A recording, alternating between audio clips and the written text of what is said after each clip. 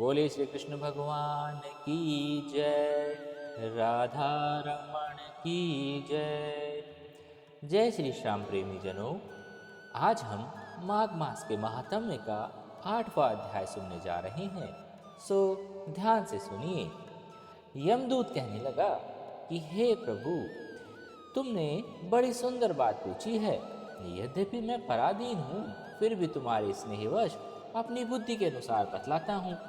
जो प्राणी काया, वाचा और मनसा से कभी किसी दूसरे प्राणी को दुख नहीं देते, वे यमलोक में नहीं जाते हैं। हिंसा करने वाले लोग वेद, यज्ञ, तप और दान से भी उत्तम गति को नहीं पाते हैं। अहिंसा सबसे बड़ा धर्म है, तप है और दान है, यही ऋषियों ने बताया है। जो मनुष्य जल या पृथ्वी पर रहने वाले जीवों को अपने भोजन के लिए मारते हैं, वे कालसूत्र नामक नरक में पड़ते हैं और वहां पर अपना मांस खाते हैं, रक्त पीप पान करते हैं और पीप की कीच में उनको कीड़े काटते हैं। हिंसक जनमान, काने कुबड़े, लूले, लंगड़े, दरिद्र और अंगहीन हो जाते हैं। इस कारण लोक और परलोक में सुख की इच्छा करने वाले को काया, वाचा और मनसा दूसरों से द्रोह नहीं करना चाहिए। जो हिंसा नहीं करते, उनको किसी भी प्रकार का भय नहीं होता। जिस तरह सीधी और टेढ़ी दोनों प्रकार की बहने वाली नदियां समुद्र में मिल जाती है, वैसे ही सब धर्म अहिंसा में प्रवेश कर जाते हैं। ब्रह्मचारी, गृहस्थ, वानप्रस्थी और यति सभी अपने अपने धर्मों का पालन करने और जितेंद्रिय रहने से ब्रह्मलोक को प्राप्त होते हैं। जो जलाशय आदि बनवाते हैं, सदैव 5 यज्ञ करते हैं, वे यमपुरी में नहीं जाते। जो इंद्रियों के वशीभूत नहीं हैं, वेदवादी और नित्य ही अग्नि अर्थात हवन आदि का पूजन करते हैं, वे स्वर्गलोक को प्राप्त होते हैं। युद्ध भूमि में भी जो शूरवीर मर जाते हैं, वे सूर्यलोक को प्राप्त होते हैं। जो अनाथ स्त्री शरण में आए हैं और ब्राह्मणों की रक्षा के लिए अपने प्राणों को न्यौछावर कर देते हैं, वे कभी स्वर्ग से नहीं लौटते। जो मनुष्य लूले, लंगड़े, वृद्ध, अनाथ तथा गरीबों का पालन करते हैं, वह भी स्वर्ग में जाते हैं। जो मनुष्य गौओं के लिए पानी का आश्रय करते हैं तथा कुआं, तालाब और बावड़ियां बनवाते हैं, वे सदैव स्वर्ग में ही निवास करते हैं। जैसे जैसे जीव इनमें पानी पीते हैं, उनका धर्म भी बढ़ता जाता है।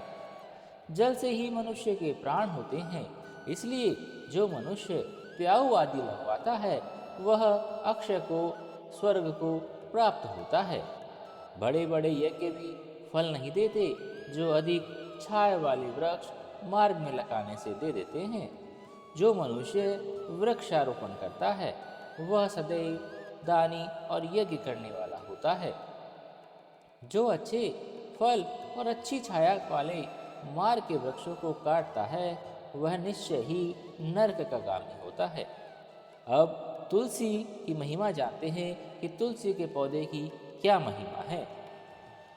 कहने लगे, तुलसी का पौधा लगाने वाला सब पापों से छूट जाता है। जिस घर में तुलसी वन है, वह घर तीर्थ के समान है और उस घर में कभी भी यमदूत नहीं जाते। तुलसी की सुगंध से पितरों का चित्त आनंदित हो जाता है और वे विमान में बैठकर विष्णुलोक को जाते हैं। नर्मदा नदी का दर्शन, गंगा का स्नान और तुलसी दल का स्पर्श, यह सब बराबर फल देने वाले हैं। हर एक द्वादशी को ब्रह्मा भी तुलसी का पूजन करते हैं। रत्न, सोना, फूल और मोती, इनकी मालाओं के दान का इतना पुण्य नहीं है जितना तुलसी की माला के दान का है। जो फल आम के 1000 और पीपल के 100 वृक्ष लगाने का होता है, वह तुलसी के एक पौधे लगाने से हो जाता है। पुष्कर आदि तीर्थ, गंगा आदि नदियों के और वासुदेव आदि देवताओं में सभी में तुलसी का वास होता है।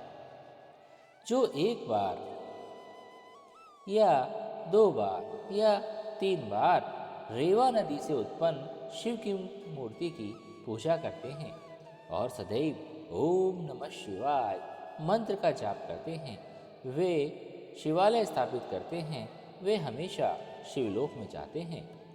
ब्रह्मा, विष्णु और शिव का मंदिर बनाकर मनुष्य वैकुंठवासी हो जाता है।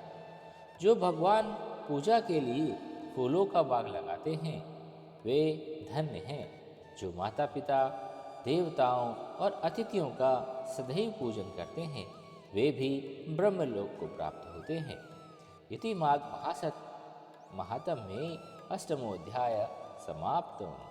बोली श्री कृष्ण भगवान की जय। बोली राधा रमण की जय। जय श्री श्याम।